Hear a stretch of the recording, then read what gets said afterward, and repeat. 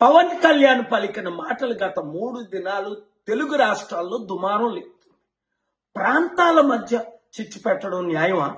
ఇచ్చిన వాగ్దానాలను నెరవేర్చమని ప్రజలు నిలదీస్తుంటే అవి మానేసి ఈ గొడవలు ఎందుకు? తమ్ముడు పవన్ కళ్యాణ్ రా, జూన్ 14ని నేను హ్యూస్టన్లో పెద్ద సభ పెడుతున్నాను. అంతేకాకుండా నవంబర్ 3 వరకు అమెరికాలో మన తెలుగు సత్తా, మన భారతీయుల సత్తా చూపిద్దాం. ఇమిగ్రేషన్ ప్రాబ్లం సాల్వ్ చేద్దాం. అమెరికాలో ఉన్న భారతీయులందరికీ గుడ్ న్యూస్, ముఖ్యంగా తెలుగువారు బాగా వినండి. మీలో చాలా మంది సమస్యల్లో ఉన్నారు.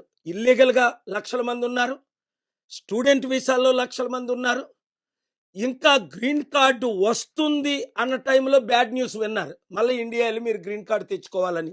ఈ విషయాలన్నీ మోస్ట్ పవర్ఫుల్ అమెరికన్ లీడర్తో అనేక సార్లు నేను మాట్లాడాను. నిన్న కూడా 73 నిమిషాలు. మీకు ఇచ్చే గుడ్ న్యూస్ ఏంటంటే, నేను జూన్ 14న హ్యూస్టన్ వస్తున్నాను. ఆ అడ్రస్ మీరు చూడండి. ఇన్స్పైర్ సెంటర్, ఉదయం 9 గంటలకు, 11 గంటలకు, మధ్యాహ్నం 2 గంటలకు. మీరు ఎక్కడున్నప్పటికీ ఆదివారం కనుక రాగలిగితే అక్కడికి వచ్చేసి మీ సమస్యలు మీరు తీసుకొని రండి.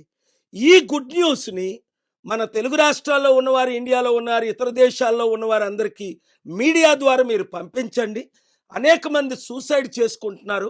తొందరపడకండి, సూసైడ్ చేసుకోకండి. ఎందుకంటే మీరు మాటల్లో వింటారు, మైక్ జాన్సన్ గారి మాటలు. మోస్ట్ పవర్ఫుల్ మ్యాన్ అమెరికాలో. ఆయన ఏం చెప్తే అదే ట్రంప్ పాలసీస్. ఇప్పుడు మన దేశం ఇండియా, అమెరికా ఎలాగ కలిసి ఉండాలి ఇంతకు ముందు కంటే, ఎందుకంటే ఆయనకు నా 30 సంవత్సరాలు నా మిత్రులు ఆయన.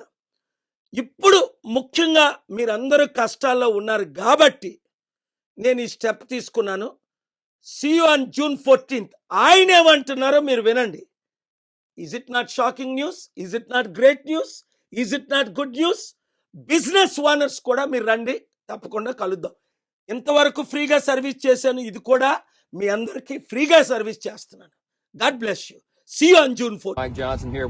My friend Dr. K.A. Paul is doing rallies and summits all across America and bringing the good news to people who need to hear it.